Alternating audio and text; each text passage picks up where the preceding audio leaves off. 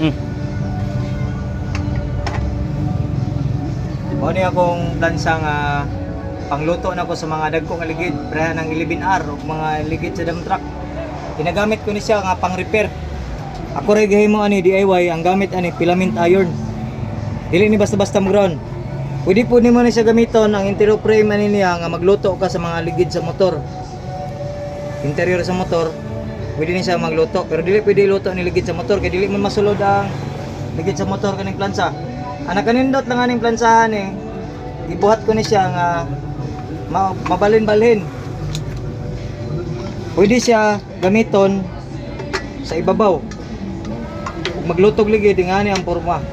Isulod ang ligid diha, ang kaning plansa na sa ibabaw, diha ra siya hugtan ana. Nga ni plastar. Maglutog na kung ligid, diha. Butang ang ligid diha. Bali-bali siya.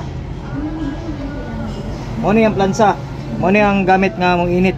Kaning puti, filament iron ang tawag ana. Pwede nga ni ang plastar. Pwede po di nga ni. Pero kani ako ang personal use ra ni.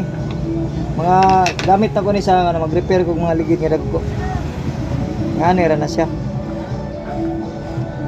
Kaning frame niya nga gamit nako katuning sa automatic nga plansa katong karaan ako nga plansa nga wala na nako gamita mo na akong gihimog frame.